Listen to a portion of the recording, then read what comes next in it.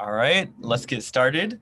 Again, we are here celebrating this lovely anthology, Our Deepest Calling. And I will let Paul introduce himself and start things off for us. Great, thank you so much.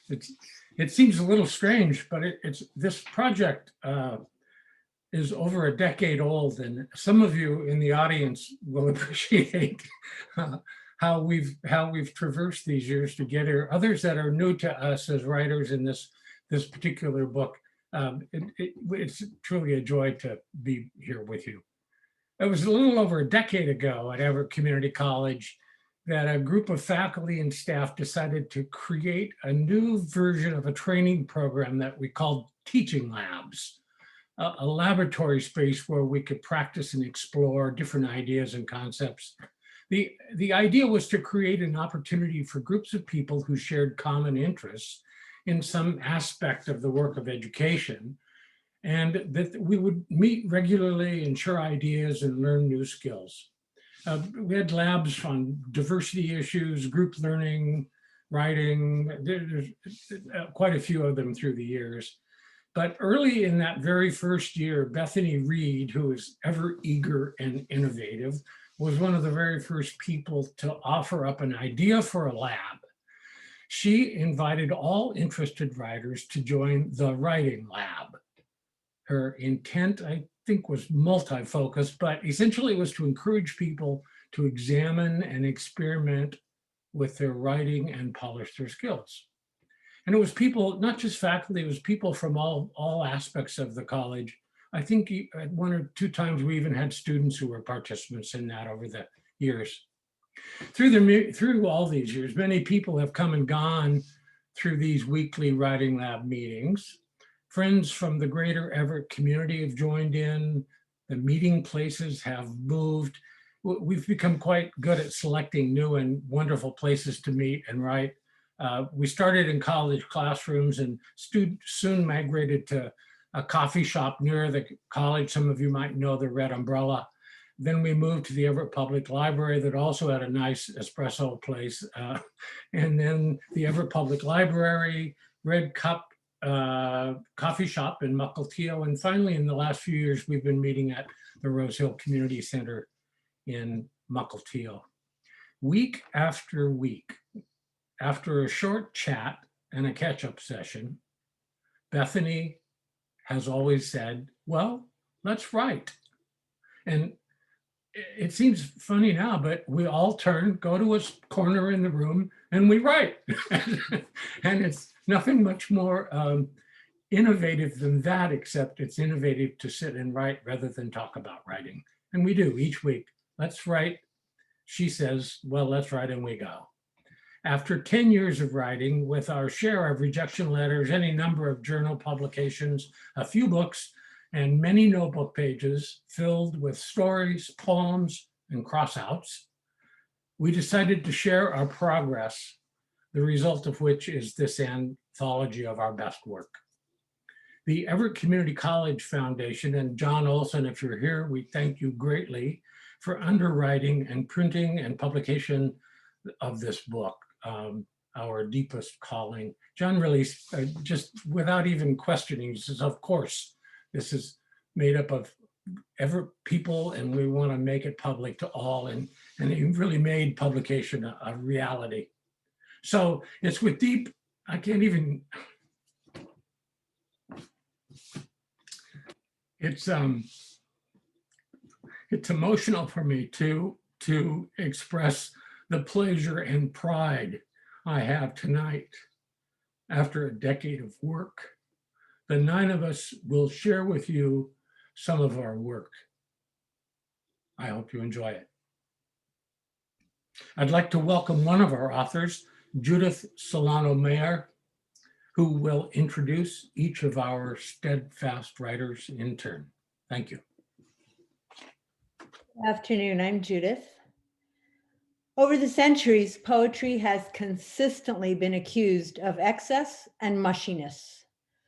But the poets reading this afternoon ask you to consider that the term mushing is the art of breaking trail with a disciplined dog team. and poetry everywhere cuts a trail through love, politics, social ills, and dreams for any that would care to follow. The most critical part of the team, the lead dog, sets the acceptable pace. Our founder, editor, and pacer for more than 10 years, Bethany Reid, has kept our gang line tight wherever we gathered. Now a retired university professor of English and American literature, she is about to add a detective novel to her 3 published poetry books, one of which brought her the 2012 Gell Poetry Prize.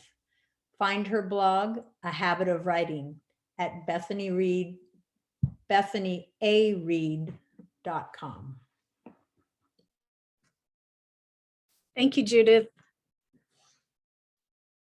Thank you for stepping up to do the introductions and then writing these really cool ones. I'm going to read 3 poems, and I feel that each of them illustrates a theme that I've explored in the last 10 years. One is just that I was busy raising children, daughters, during most of the years. So this is Making a Bed.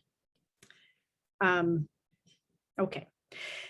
Making my daughter's bed with sheets fresh from the dryer, I'm overtaken with thankfulness. It's nothing extraordinary, a grace said over a bowl of soup or the nightly prayer of a child. Now I lay me down to sleep. But today I want the making of this bed to be more than just another chore checked off my to-do list. I give thanks for the simple act of preparation for all it is made of, for the makers of sheets and mattresses and dryers and bed frames. I give thanks for my daughter who will be home this weekend, and for my mother who taught me how to make a bed, whose daily repetitions of all homely work made me feel safe and cared for. I give thanks for my hands, for my shoulders and arms, my hips and back.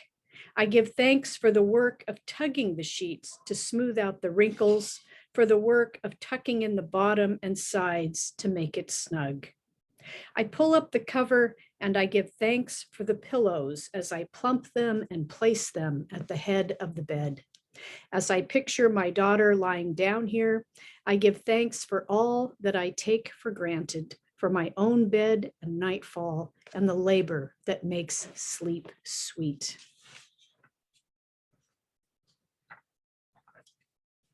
Another theme that has recurred in my poetry again and again concerns my mother, who suffered from Alzheimer's and died 2 years ago. So in her loss of memory and her final illness, this group has, I just can't thank them enough. It's almost like they were my therapy group, listening to poem after poem about mom. So this one is called The Madronas, and I chose it among many others because of the beautiful cover art by our writing lab member, Janet Hamilton. The Madronas. Memory's heavy scent, its crushed petals. After sitting with my mother an hour at the nursing home, I go down to the water and walk the rack line with ravens and gulls, a late August of brambles and wood smoke. Madronas stoop over the water like maidens washing their hair or crones driven to their knees in prayer. In sunburned Augusts of my childhood, I searched rocky beaches for shells to carry back to my mother, as young then as my daughters are now. At the campsite, I'd find her between chores, lost in a book, Fair Oaks or The Sojourner. Where had she gone? She'd look up at me, her freckled frown. Today, she looked at me like that, or almost harassed, perplexed. I said, "Mom, it's me." The madrona has other names: madrone, arbutus, strawberry tree. It has an orange trunk, tender, unprotected. Its leaves are leathery, evergreen. My voice shook, but with what emotion? Oh, my young mother, I remember you. And Finally, I thought I'd mention that I've been working on this mystery novel for the last few years, and the group has listened to many excerpts and chapters from that. It's set on Big Gulch Trail, or the victim is found on Big Gulch Trail in Mukilteo. So I thought this was a fitting poem. There's no dead body in it. It's just about a walk this time of year last year, or 2 years ago. Walking Big Gulch Trail. New leaves, abundant and tender as water. Wild rose, not yet in bloom. Pale blossoms of salmonberry, red blossoms of currant. A palette of greens. Green of nettles kissing your fingers awake. Anemone, wild columbine, marsh marigold. False Solomon seal, salal, sword fern and bracken. Spring and infinite pouring out. Green garter uncoiling at your footsteps, and your thoughts too, a green stick fracture of your attention. In the wake of your passage, an ocean of bird song carrying you along. Thank you.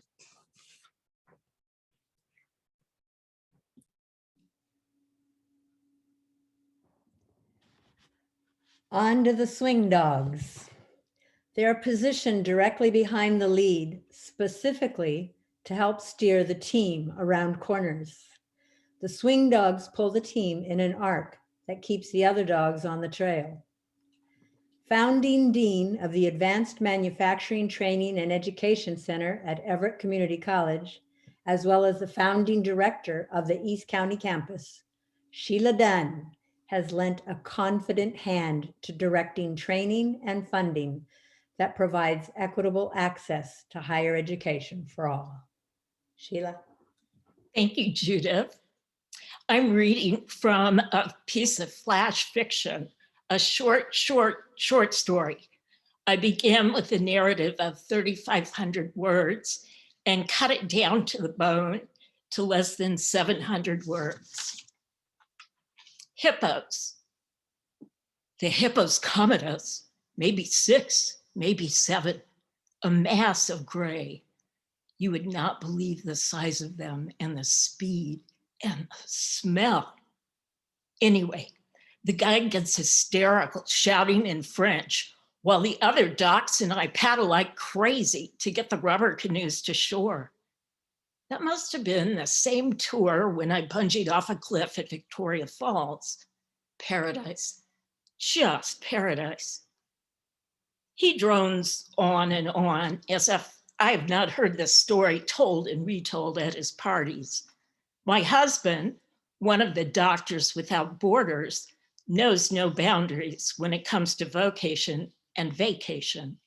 He will return to a mission in Zambia on a flight out of Seattle tonight. For his last meal, I prepare his favorites: wild salmon, shiitakes and asparagus, white chocolate mousse with orange curd. At other times, I would have fumed at his leaving, but when he breezes in tonight and announces he was able to book an early flight, no time to eat, just pour a scotch, more ice, dear, I eyeball his favorite food and think how easy it will be to throw it all away. The thing about Zambia is you spend all your time treating infectious diseases and you never see an end to the suffering and never have enough needles and vaccines.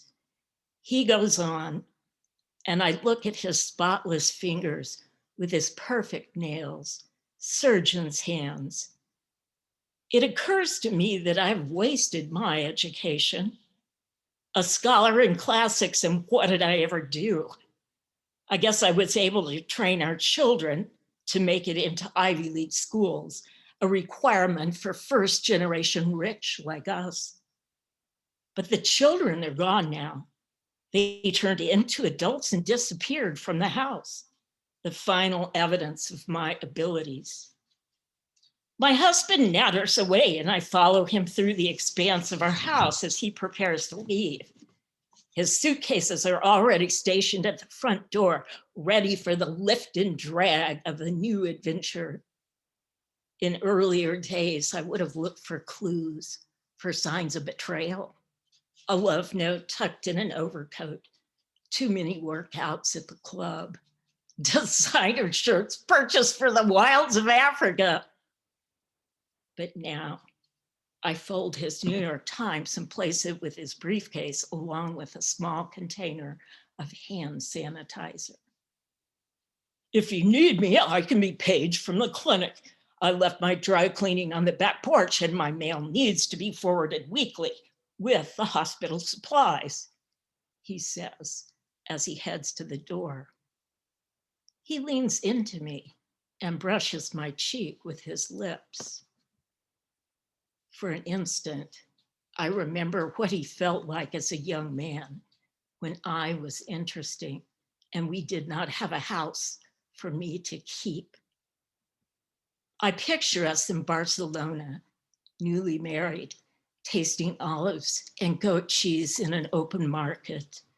Now I memorize his face in the doorway, the slump of his shoulders, the deliberate way he wheels his baggage.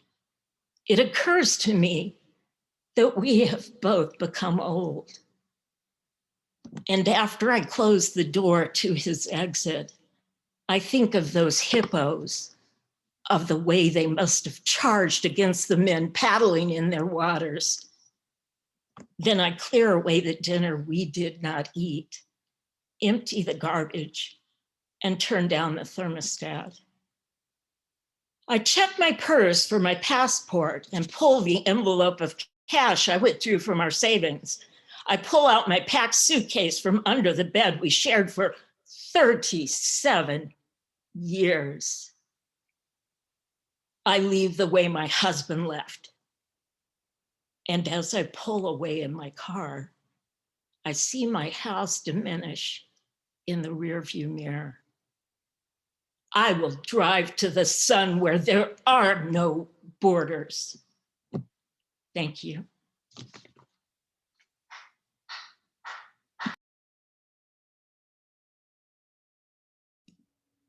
Thank you, Sheila. Carla Shafer was the federal grant writer at Everett Community College. In 1991, she founded Bellingham's first open mic, the Chuckanut Sandstone Writers Theater, which continues today. Her poems witness to hope for peace and for the future of the natural world. She recently edited and published a collection of Northwest writers' poems in a new book named Solstice, Light and Dark of the Salish Sea. Carla?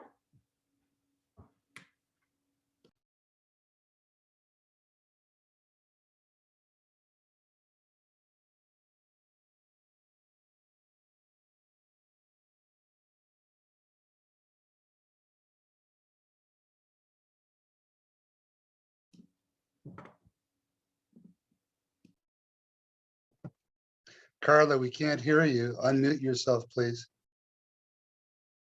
Oh.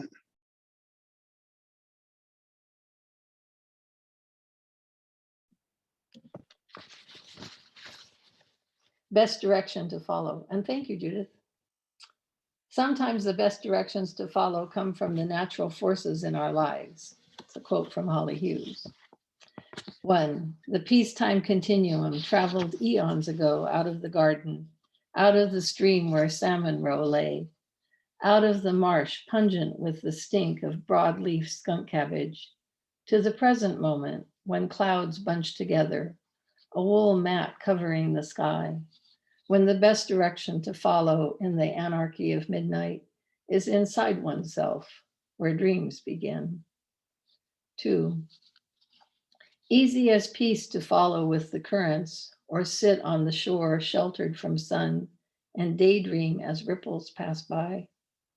Later, when returning against the current in the chill of evening, when being there is familiar yet forward motion hampered, like a spawning salmon with an eel riding on its back. Remember peace as preparation for this. 3, it is my nature to collide. I am a meteorite on a crash course, my body flung out of orbit, pulled by Earth's gravity, a force I am powerless to resist. In spite of my internal litany of distractions and inadequacies, somewhere across the far reaches of the galaxy, seeing the sun rise 16 times offers presence to sky-wide space. Flung past Pisces, fish of the cosmos, my scales ablaze, I am refined to cross intersections of courage and fear, hope and despair, safety and risk. The last salmon to retrace the breeding ground path, blocked off from the dam, by the dam, I am launched toward home, ready, howling. Two ways to be a pacifist. If you lie down at the tide line, let the surf fall over you, pull you with debris and sand into the sea, then push and pull your limp body back onto the beach. You will be picked at by seagulls and sand fleas, while the moon draws and impels Earth's water in continual motion of fullness and withering. Or imagine yourself as a leaf to ride passage in a river. Idly you watch as it grinds away at the bank, carving a bend. At the right moment, you push your legs out against the moss and stone border, reduce the hazard of coming to harm. You turn with the current into deeper waters where a pool widens and traveling slows. While you think your way downstream, plan how to stay afloat. Resist being forced under a log or high-ended on a sandbar. You have taken the river, made it your own.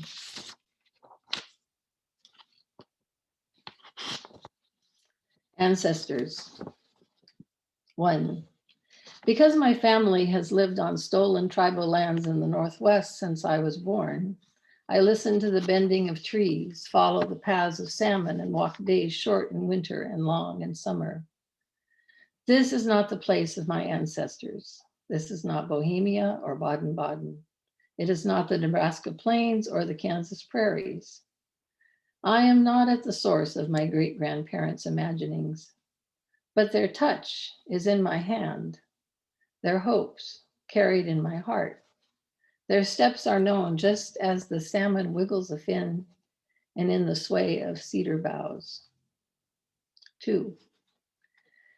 My grandsons living near speak Japanese, the language of their mother's family, celebrate Children's Day and imagine beyond boundaries and borders. My daughter's child will speak Hindi and Urdu, celebrate Eid al-Fitr. Their paths of succession will move through hazards in shadow and light. They will view stars across generations who have danced on the same side of the moon.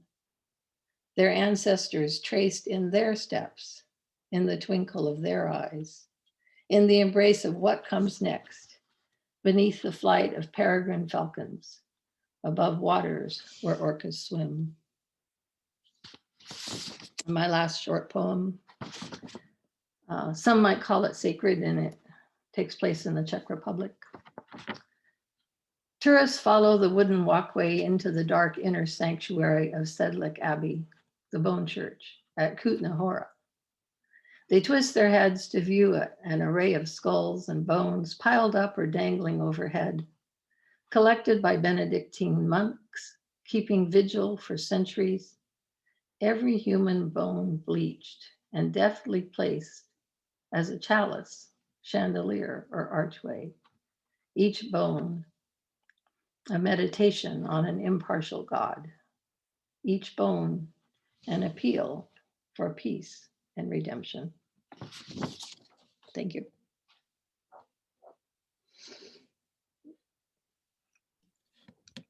Thank you, Carla. On to the core dogs. These dogs crush trail and adjust their power to reinforce the pace. Kathryn Johnson, who has been writing poetry since 2nd grade, is the only gainfully employed member of our group. She instructs and advises on critical personal skills essential for success at Everett Community College.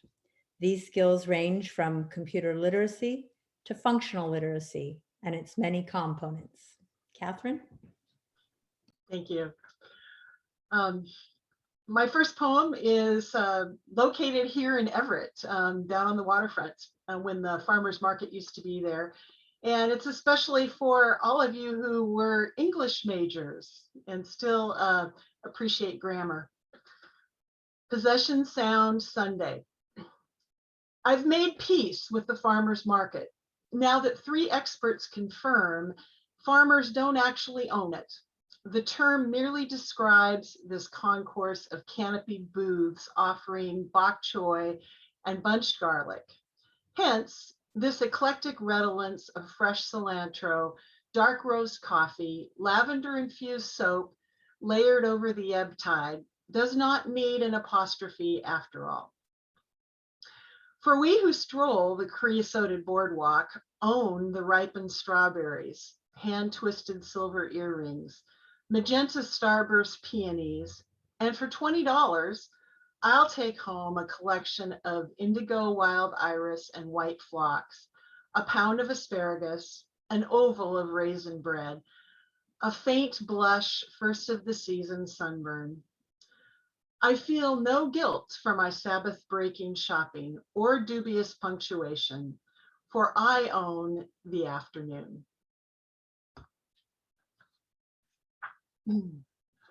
The second poem is, it talks about 2 time periods and 2 deaths, and the rather odd title, Making Potato Salad, came out of an experience that my husband and I had, and you'll get it when you read it.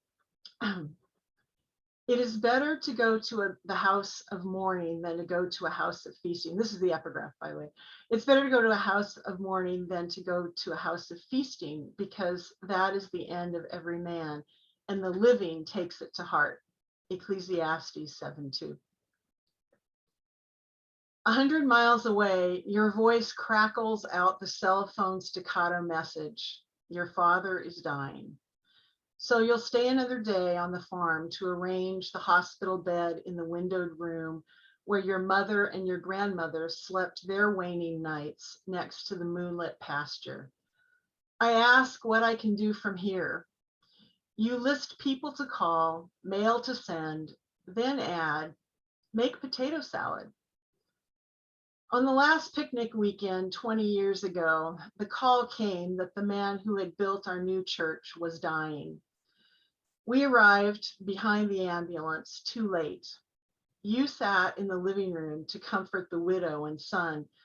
I drifted to the kitchen with the at loose ends daughter-in-law, aimless strangers in a house of fresh mourning.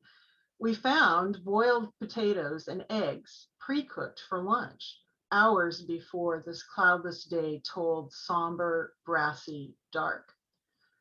I sliced the pickles, she peeled the eggs. We measured mustard and mayo into a large mixing bowl, believing that later the grieving would be hungry.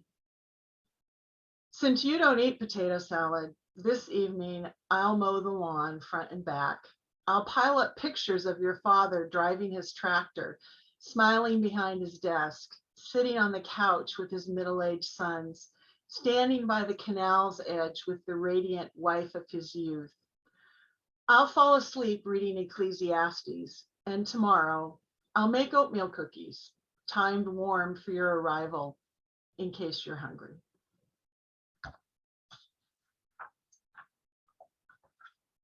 This last poem is one that I really didn't write this. This is a found poem. Well, I tied it all together.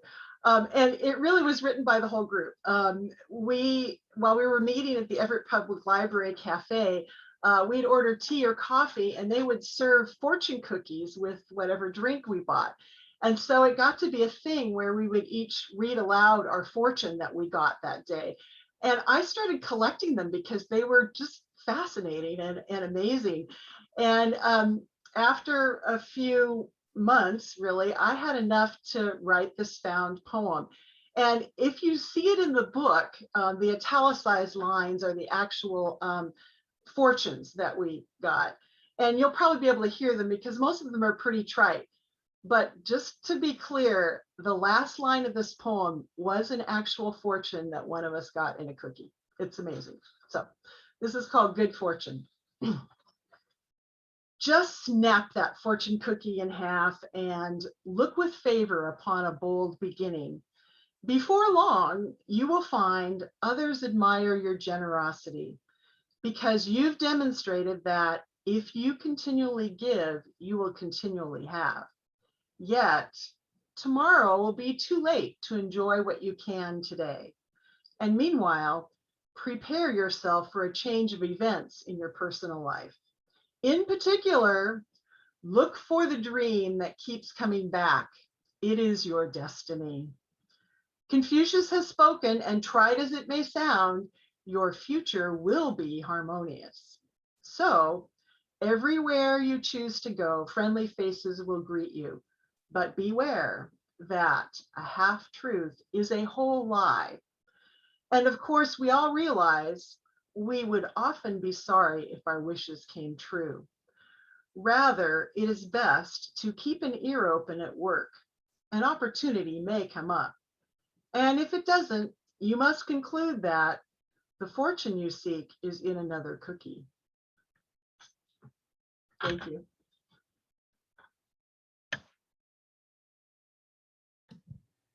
Thank you, Kathryn. Paul Marshall is currently a beneficiary of the Everett Community College Retirement Fund. He now revels in a more expansive creativity involving music, writing, woodworking, and boat building. Paul? Thanks, Judith. Stealing foundation stones. I've been stealing the foundation stones from one relationship to build new rooms for the next. Some of the stones, punky to begin with, don't work much better the second time around. We are told conquering cultures built their temples atop the ruins of old. Sacred sites razed, supernatural forces claiming old ground to serve new gods. Excavating through the basement, I find relics and bones covered in the seep of the old. Might they taint the new sanctuary? A timeless tradition, stealing from the old to build the new. Scientists say atoms combine and recombine. After death, our bodies rot. The atomic effluent, a stockpile, old atoms free to bond in new ways. So it seems I must accept the way it goes, but why the nagging thought that raiding this catacomb could be a mistake?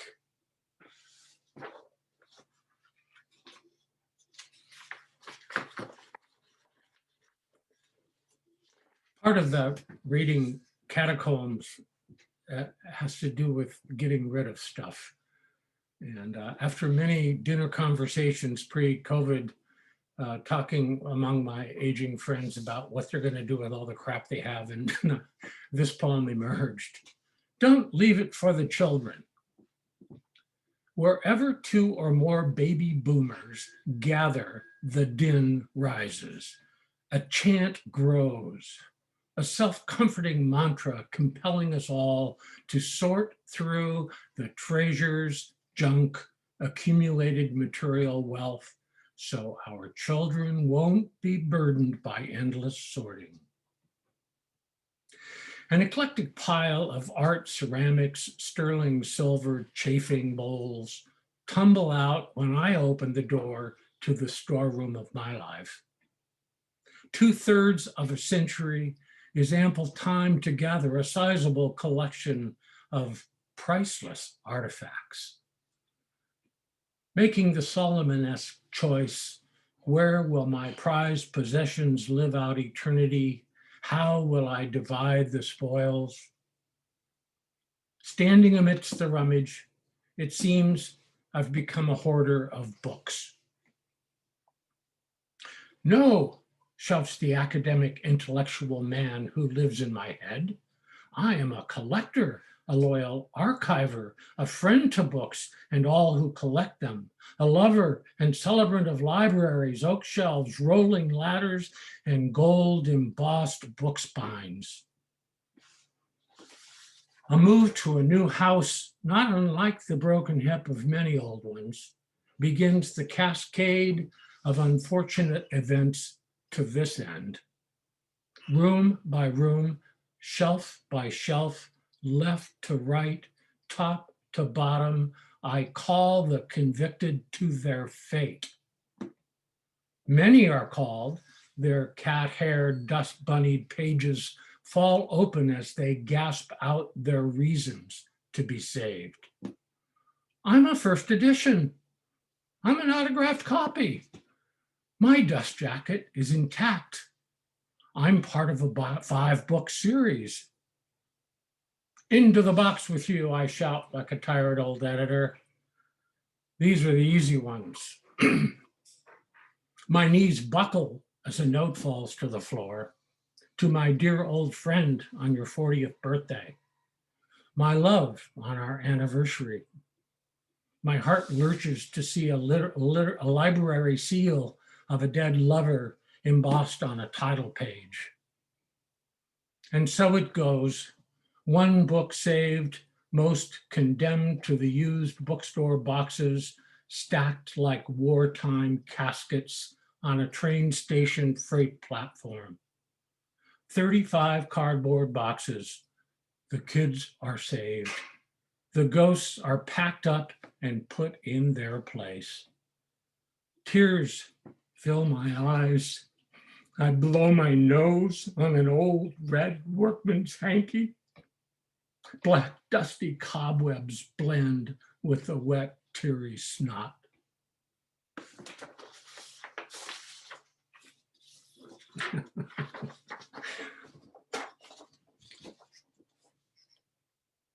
Something a little more upbeat. On our anniversary. A planet spinning at 1,800 miles an hour, a photon of light traveling at 300,000 kilometers per second, you figure the chances that a tiny beacon beam of light will slip through a gap in our Venetian blind, illuminating the arc of your hip, as if the sun wanted me to notice what was hiding among the loose folds of our bedsheets. Thank you.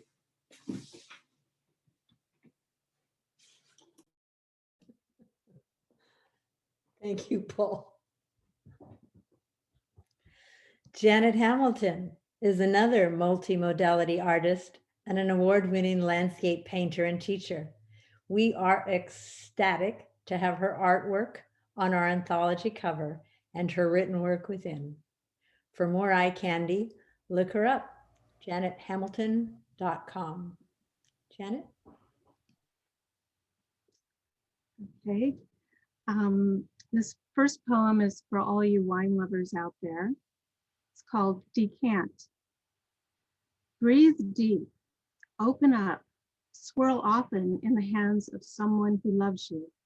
Indulge your complexities, extend your legs, be spicy, earthy, and robust. Allow others to partake of you and be savored. Praise. Praise was hard to come by in Kansas. Good things were not bad. Bad things could be better. Praise was dubious. Only con men dished it out. Inflation, flattery, exaggeration to sell you what they wanted you to see. We lean toward the truth, as limited and hardscrabble as truth might be.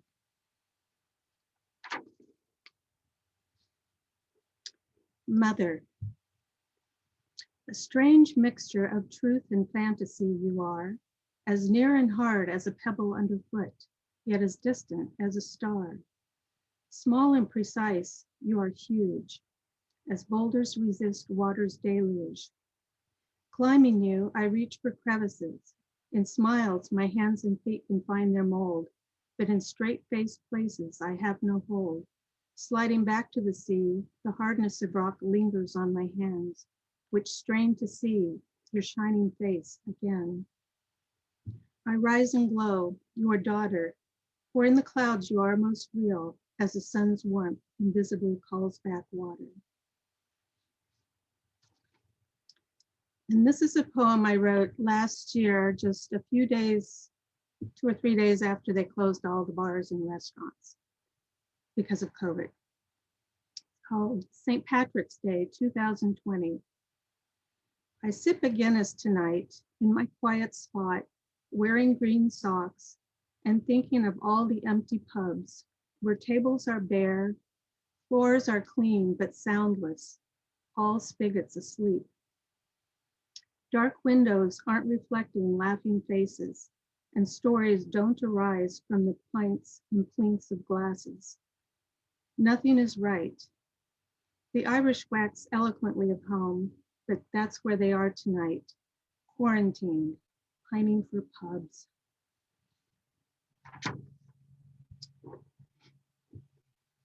Tapping the subconscious sap.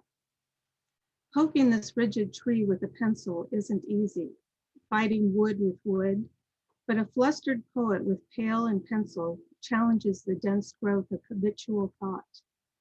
Besides the chill of the dewy forest air and crackling needles, he is faced with bark, the great protector and ruffian of lively intruders. This drunken missionary with his eloquent tongue comes bravely to jab our crude exterior, not caring whether the sap gushes or trickles. He picks and pries at the stale, rough words to find some slippery sentence, some essence. The center of the forest and its vertical flow, he must bend in a swoon to channel into that bucket the connections one dares not make when wholly sane. He lets it flow, pouring softly through his veins to gather the fluid ambiguities into his container, his word, his life. That's it.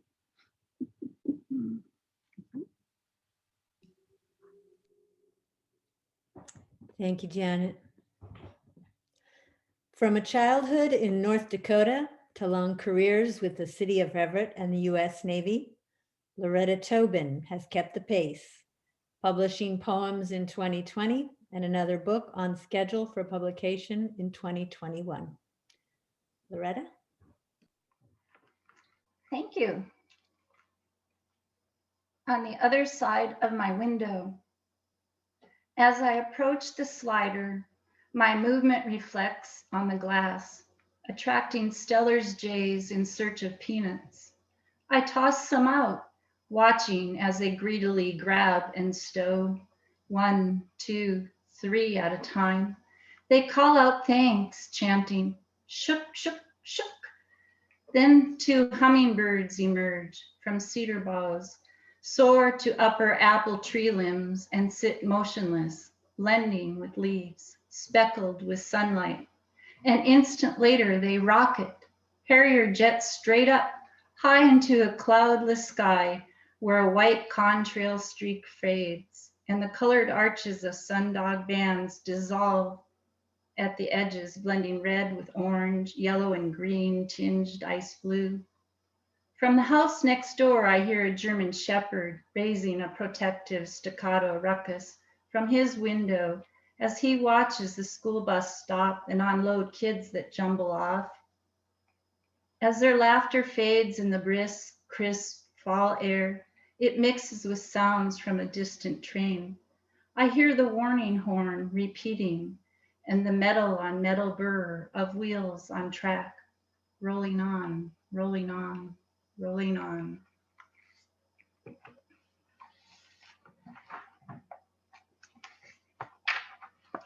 I didn't call you back. I'm sorry that I didn't call you back.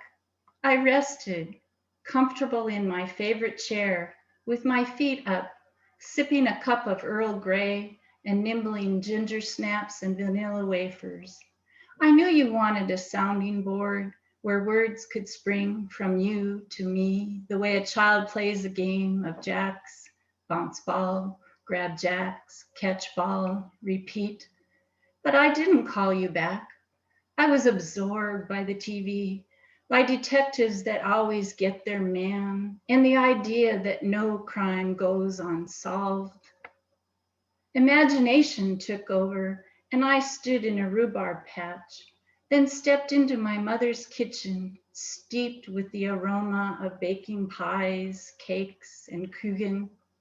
Still, I didn't call you back. I followed my dreams to Alsace, Bordeaux, and Burgundy, where I sampled pastry, wine, and cheese. I didn't call you back. I hiked a steep trail in a Washington forest until I was breathless from the climb, my steps crunching on the rocks, then muffled as I traveled to a dusty path next to an orange grove on the plains of Spain, retracing a route I walked before you were born. I still didn't call you back. I was lost, enjoying memories that colored the room as though you and your brother were scrawling crayons on the walls and singing the Eensy Beatsy Spider until you squabbled. Daydreams done and back in my chair, in spite of the late hour, I reached for my cell phone, a little sorry that I didn't call you back.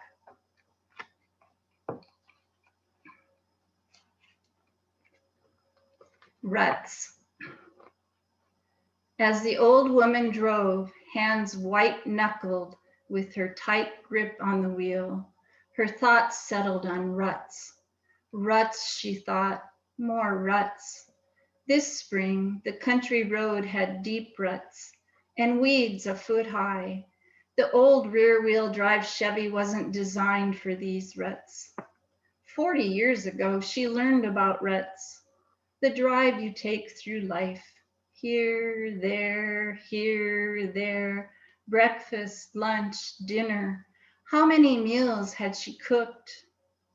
Whites, darks, colors. How many loads washed? Birthday followed birthday. How many candles extinguished? How many dreams set aside? Now it's time, she thought, time to move beyond the ruts. If she gunned it just right and she didn't high center, she just might escape the ruts.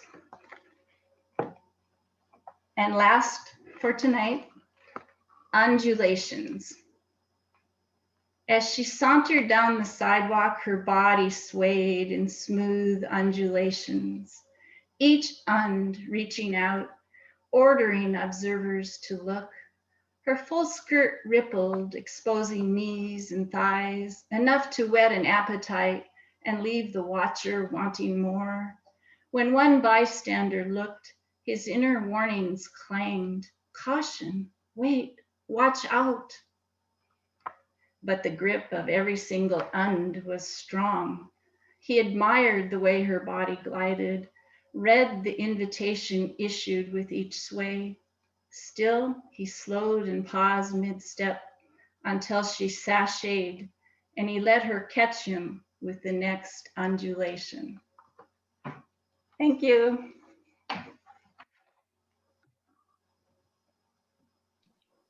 Thank you, Larry. We're finally at the wheel dogs. These are the two dogs closest to the sled. They are the first to feel the weight of the load in the starts and the climbs, and they are the first to be crushed by the 300-pound sled if anything goes wrong. Because of this, they work hard to keep sled runners straight after turns.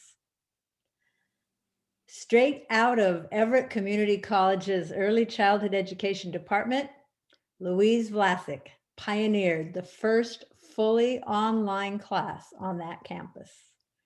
Her other sled is a race car, and you can catch her burning up tracks in Washington, Oregon, California, and Canada.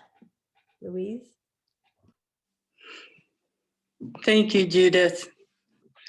And thank you all for coming to our event. I appreciate all of you being here. The first poem I'm reading is called Load. Is there a measure of the weight of cancer? Can divorce be metered in pounds? A small grandson calls out to his absent parent with the burden fully on his small shoulders. Can my lost brother find peace in his own death? I've tried twine and tape and glues of differing strength, yet have not filled the gaps in this healing heart. Alcohol, drugs, sleep, they all have shushed me into quiet silence with the all-inclusive hangover of pain.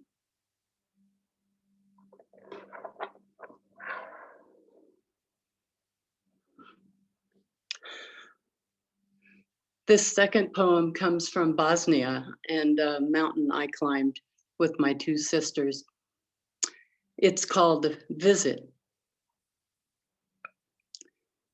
It will take my eyes a long time to fill me up with this switched back beauty.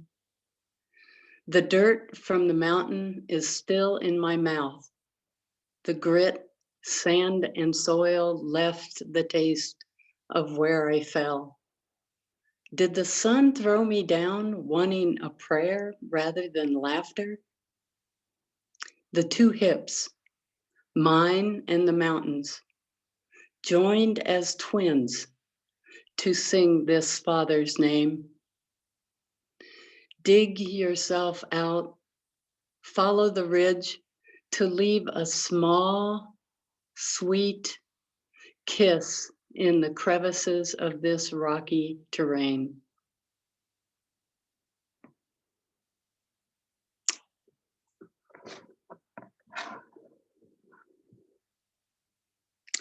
Our final dog is a reader, is a former bench chemist and science teacher from California. Judith Solana-Mayer is the family empath and takes her cues from writing, for her writing from the ether. She's currently assembling a manuscript of family memoirs in the mixed genre form for publication in the holiday season. Judith. Thank you. So this is called The Devil in the Details. People say the devil is in the details, but he's not. He's in my glove compartment, telling me to buy another journal, switch to mixed genre, raise footnotes to the status of scripture. God sends meat, but the devil sends cooks. Itinerant commas meander about the neighborhood, certainly up to no good. Tiny anchors that won't catch. What I read, intermittent, frictionless, I slide right off. I search for handholds, a place to stick a foot.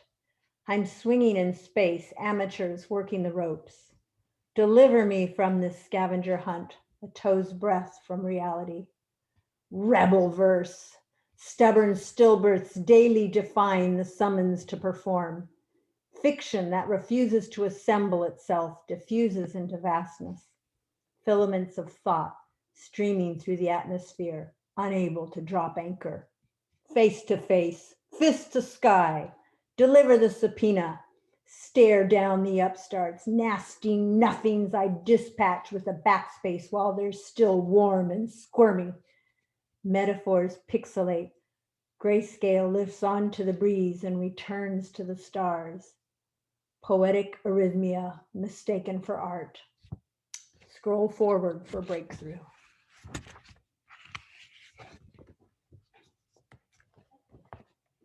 This is called Foraging.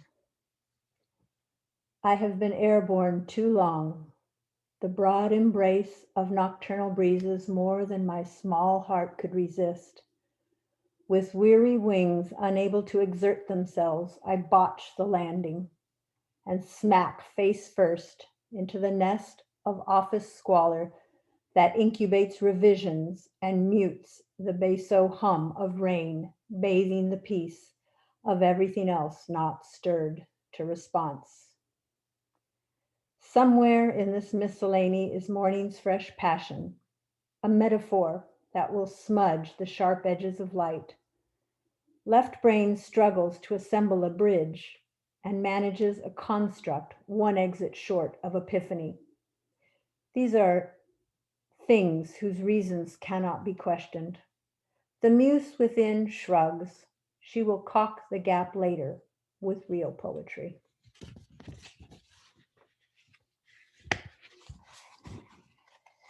And this is spring. A gull hangs in the air, stalled between the contrary direction of the wind and the limits of its forward thrust. The bird knows nothing of physics or the fear of drowning. Suspended, indifferent, incapable of imagining any scenario other than that which surrounds us in this minute, it hangs in perfect peace. Below the gull, a whale breaches. I watch it baste careless stitches across the sound, pulling taut the feeble string of my attention, that dark balloon that spontaneously inflates every time I think I need a reason to breathe. Thank you.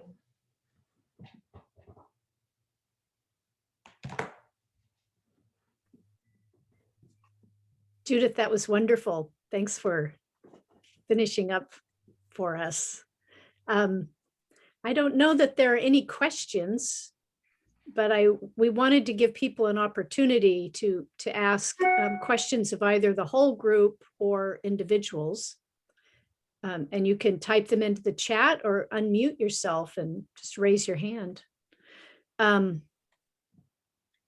We've been saying a lot of thank yous, but I'll just reiterate that we really appreciate everyone who attended and listened to us today. Wonderful opportunity. And I know at least a couple people, it's their first time reading to an audience, reading their own work to an audience, and that can be terrifying. So I'm really proud of everybody for stepping up and taking part. Thanks to DeChali and to Village Books for helping out, and again to the Everett Community College Foundation and John Olson, without whom we would have all been getting out our calculators and writing personal checks to make this a reality. So the foundation really took good care of us. So any questions? This has been really fun. Maybe I should mention that it was Paul Marshall's idea, and he was really the catalyst behind it. And Carla found us the publisher. What's next? Yeah, what's next? The next 10 years, David.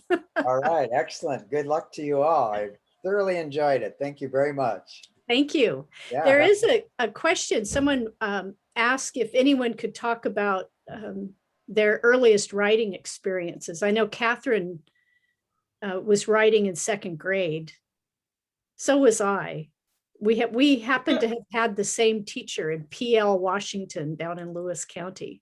Yes, and I could grab the book off the shelf, but she used the Hailstones and Halibut Bones, writing poems about colors as a second grader. Yeah. Yeah, Mrs. Ruby Smars. Yeah.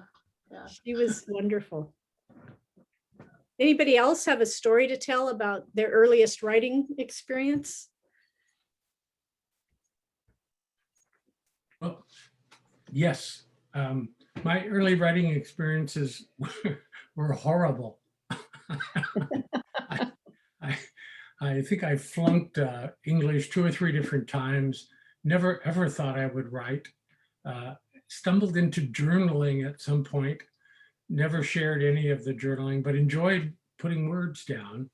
But it really was until the writing lab that I first started putting real words down and editing and trying to produce something worth sharing. And so I thank you, Bethany, for making that happen, because there are a bunch of teachers who would just have a really good guffaw if they saw me on this list. Can I answer the question that came in the chat about, could you please tell about the history of the group and why do you think, what do you think the reason it has worked so well? Since I've been part of it since the beginning, and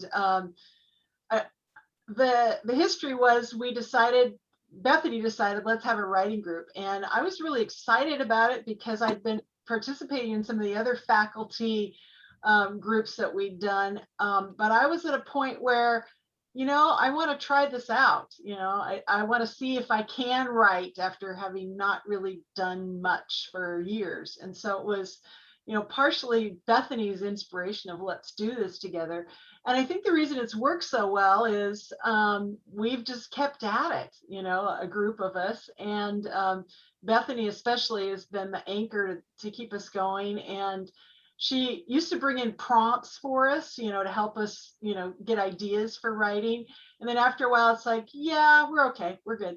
But she still does bring in prompts, say, okay, I found this, wait, maybe let's try writing along this theme or whatever. And so that's been really helpful when some of us, like me, go through some kind of dry spell where we don't have a lot of ideas. And the other thing I think that makes it work so well is we don't criticize each other a lot. We mostly just encourage, and maybe we'll say, well, what if you did this? So the criticism is it's helpful, but it's very gentle. And you always go, oh yeah, I hadn't thought about using this word instead. And I think a lot of that has kept us inspired and kept us going.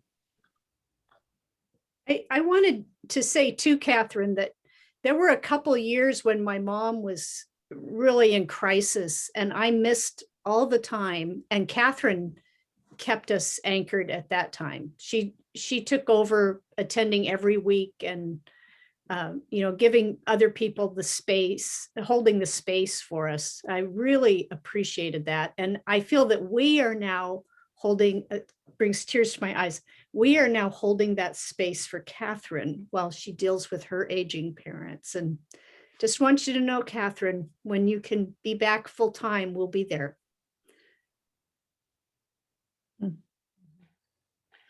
They're at Zoom.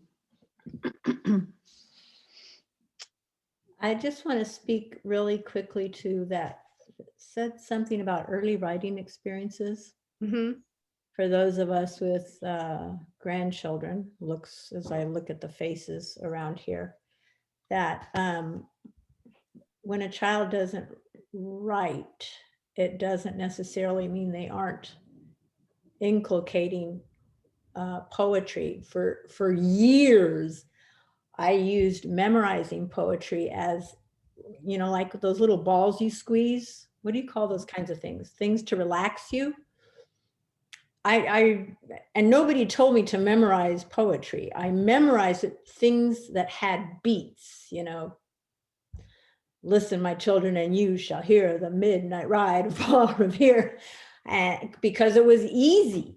And that thump, thump, thump, thump, thump soothes something within. And I can't even tell you how many poems I know by heart like that, and how much they soothed without ever writing anything.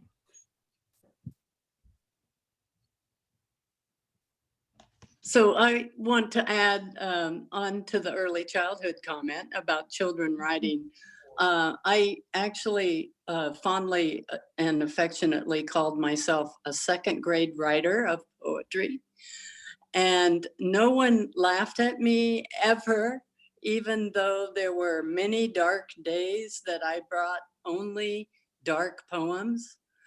And they were tolerant to the nth degree and encouraged me to move up to the senior high school level of poetry writing. So the rewrites that I've done are all because of this group. And they sent me back many, many times for rewriting with brilliant ideas on how to improve or pace myself. And I just can't I can't say enough of what Kathryn just spoke to about the positive support that this group and a group of writers wanting to just succeed in their work. It's been an incredible journey. Thank you. Thank you. We're so glad you're part of us, Louise. Kathryn made the observation back in the day that every new member wrote about death. Kathryn, do you remember that? It was like you had to get it out of your system, and then You had to start with the darkness, and yeah, exactly, yeah. And that would be part of our pre-poem apology after a while was, okay, I'm sorry, this is another poem about death, you know. Hey, Bethany, I wondered if Janet would respond to the question from Greg Kammer about painting and poetry and how they work for her. Oh, thank you. Yes, she needs to. I just saw that, so I was thinking about it. I think they both involve lots of observation. You know, that's the main thing. You know, observing and thinking of how you can make sense out of what you're observing. Mm-hmm. And I feel like with poetry, there's a lot of rhythm and movement, but the same thing with painting. When it's going well, you kind of feel like you're dancing in a way. Various elements move together well, you know, but it's words and colors are really different for me. I'm in a different space when I'm writing, painting, but there are definitely similarities. But yeah, I've been writing as long as I've been painting, at least. Yeah, so I never showed it to anybody, but.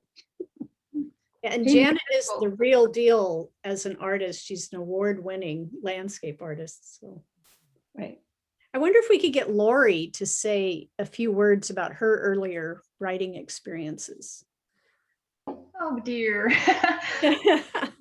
I can't recall writing in grade school other than required class assignments, but I started writing poetry in high school, and then I was one of those English majors, so did writing throughout college, and even I remember writing things shortly after my first child was born and more after my second child was born, with long spells of nothing in between because I had to find time to sleep somewhere in there. But serendipity worked in my life with my job at the city of Everett, and one of Bethany's college students was one of my coworkers, and she reintroduced me to the writing, and I instantly fell back in love with it, and then was welcomed into this group. So I've been writing regularly ever since I joined this group, even through long spells when I couldn't attend the meetings in person. And I find it's so healing to write. For me, it's almost spiritual to sit down and write, and even if you tear it up after or put it in a drawer and never look at it again, there's something magical about the art of writing for me. Therapeutic. Mm-hmm. Well, Bethany, I guess I would just add that I too wrote my first poem in the second grade, 4 lines. And I know it, but it's not worth repeating. And was an English major and did lots of reading and writing. But my husband was a English teacher of high school juniors, and he had a class where he asked them all to write short stories. So he had this big pile of short stories. So I decided, well, it'd be fun to write a short story and stick it in there and see what grade I got. And he showed me this short story out of the stack, the 3 that he thought were really good. And there was my short story. He says, but I don't know who wrote it. And I gave her an A- or him because they didn't put their name on it. I said, well, maybe you'll find out tomorrow when you give them back to the students. But anyway, I thought, well, that was a great grade to get from my husband. So few years later, about 8, we were out in the barn with our sheep, and that was such an intense experience, birthing sheep and pulling them out of the ewes. And that inspired me to write, just be a witness to what was happening in my life, because there were so many remarkable moments that I felt could be captured. And he liked that poem really well too. So then after 2, good job, Carla, in 8 years, I decided I should keep writing. And then you came along, and that made it so much easier to write with a group. It's great. Well, Carla studied with William Stafford and has been writing for many years. This past year, she stepped up as our Zoom master and kept us going on Zoom when we couldn't meet in person. We really appreciated that. We still appreciate that. We're not back together yet. Right. Good. So there's a question about the posters behind me. I'd have to go check who the artists are, but those are Emily Dickinson posters from the Emily Dickinson Museum in Amherst. Thank you for asking. So any other questions or thoughts? We didn't get Sheila to talk. I was kind of ticking off in my head who spoke. Sheila, what was your first writing experience? I don't remember the first, but I did grow up in a house where my mom was a librarian, and both my mother and father wrote often. So I think they were excellent role models for writing as fulfilling a basic need. And I too was an English major and survived. So that really propelled me into a world that I have never wanted to escape. And as an executive director for 16 years, a primary job of mine was writing, grant writing. And through grant writing, I learned how to write under pressure and in a very strict framework. And so I couldn't wait to get out of that, to bust loose. I'm like, if I'm gonna write, I should write fun stuff. So thank you. Like your novel about Nora.